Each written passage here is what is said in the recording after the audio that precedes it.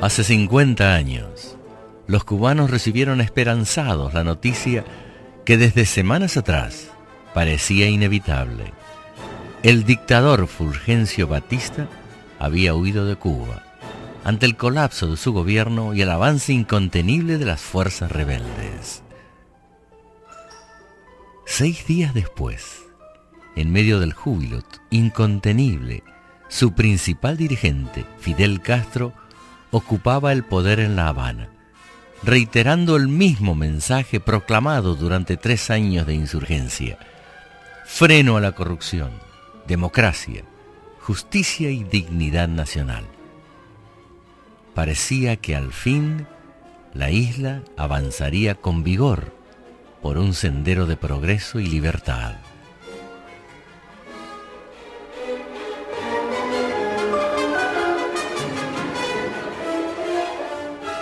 Las condiciones eran promisorias. A pesar de sus grandes problemas políticos, Cuba contaba para entonces con algunos de los mejores índices económicos y sociales de América Latina. La diversificación productiva avanzaba con rapidez. Sus vigorosos aportes culturales trascendían más allá de las fronteras. El país, y especialmente su capital, era un lugar cosmopolita y abierto al mundo. Con la implantación de la democracia, el fin de la corrupción, la consolidación de las instituciones y la mejora de sus políticas distributivas, el avance podría ser arrollador. Fidel Castro encaró públicamente esa ruta. Pero la realidad fue muy distinta. Las promesas pronto fueron traicionadas, de la mano del paredón, la represión y la implantación de un totalitarismo de signo marxista.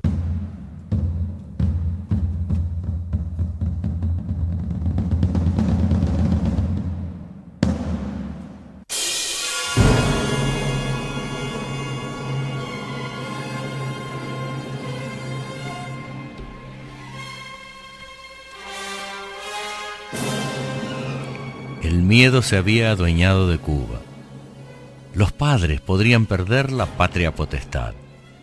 Quizá los niños serían enviados a la Unión Soviética, tal como había sucedido con cientos de ellos en la España de los años 30. Y los rumores corrían. Y mientras tanto, Fidel Castro seguía hablando de revolución. ¿De qué revolución hablaba? Tenía el poder. ¿De qué revolución hablaba? Y esos discursos, y esos interminables discursos.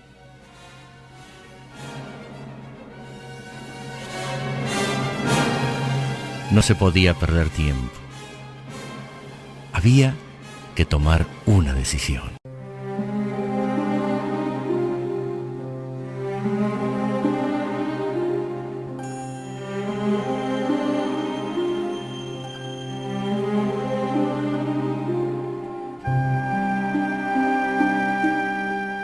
El 26 de diciembre de 1960 se inició uno de los más dramáticos y poco comentados episodios de la historia cubana de los últimos tiempos.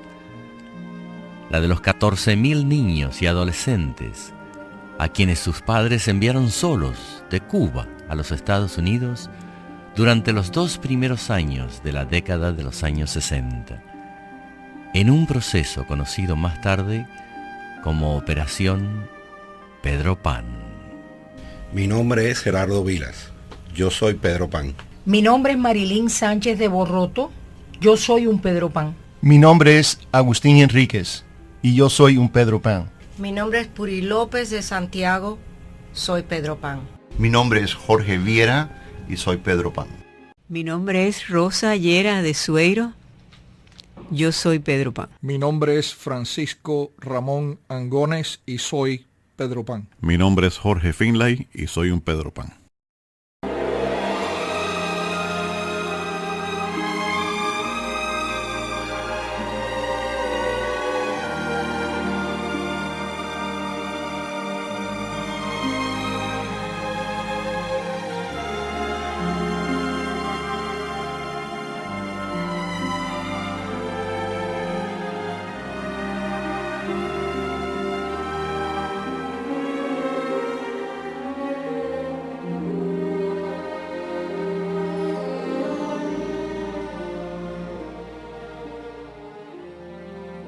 A los 10 años de edad, sería el año 61, al terminar cuarto grado, la maestra me entrega una carta para que se la diera a mi padre.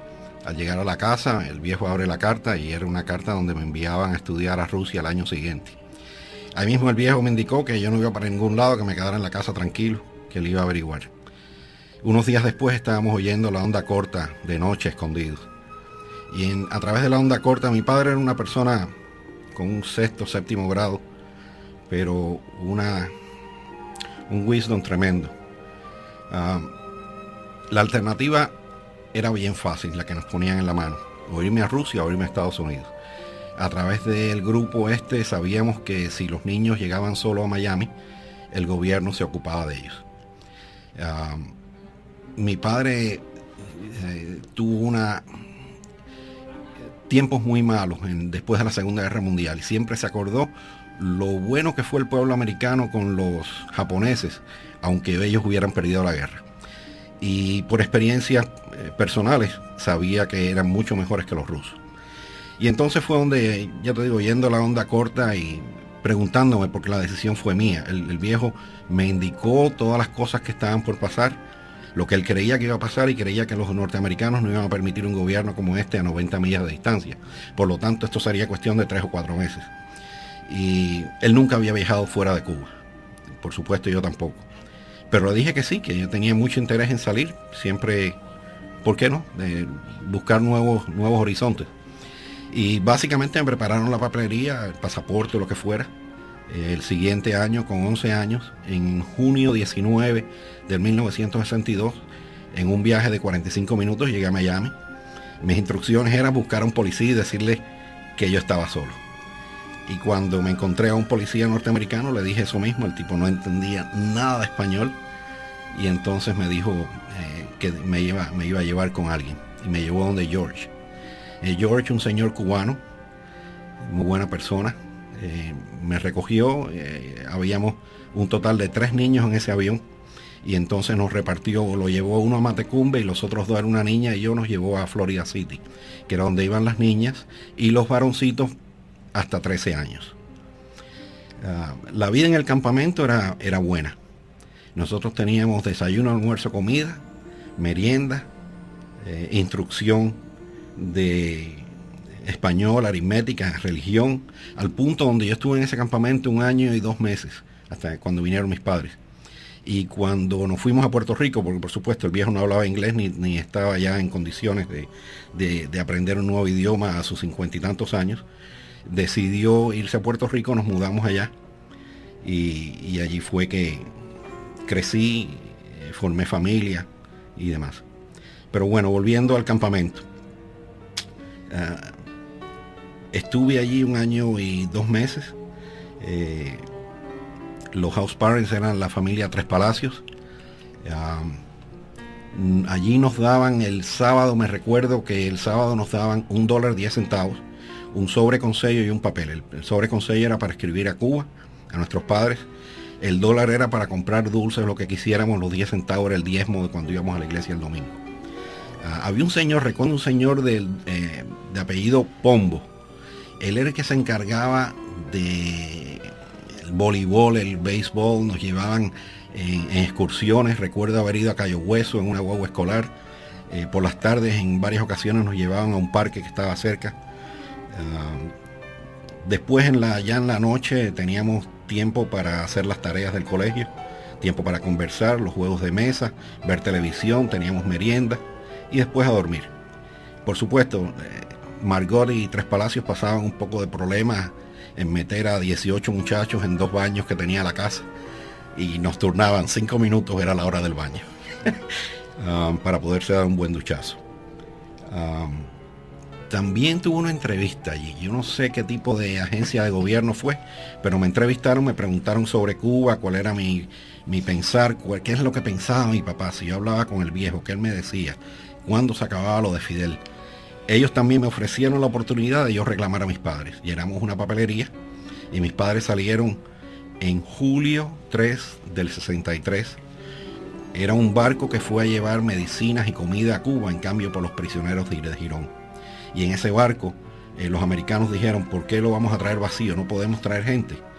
y abrieron las puertas del barco. Ahí fue donde la embajada, bueno, no había embajada de Estados Unidos allí, fue la embajada suiza, tenía una oficina de consultoría de Estados Unidos, y a través de esa oficina chequearon con mis padres si ellos se querían ir. Mis padres y mi hermano menor pudieron escapar de esa forma. Hay una historia triste en cuanto a que el día que yo salía, que era el 19 de junio, yo iba a salir con mi primo, un primo que tiene escasamente un mes menos que yo de edad. La noche anterior mi tío llamó a mi padre y le dijo que era un mal hombre, que iba a botar a su hijo de la casa y que eso no lo debería hacer y jamás él lo perdonaría. Y por supuesto que su hijo, Pepito, no se iba de Cuba, él no iba a abandonar a su hijo. ¿Qué diferencia ha traído estos 50 años? Pepito todavía está en Cuba, no sé de él, la familia se ha roto, muchas cambios que ha dado este Peter Pan. Gracias a Dios, para mí, mi familia, la familia que pude crear acá fuera de ese infierno, les ha ido bien. El pobre José Vilas continúa en Cuba y sabe Dios si lo vuelve a ver en algún momento.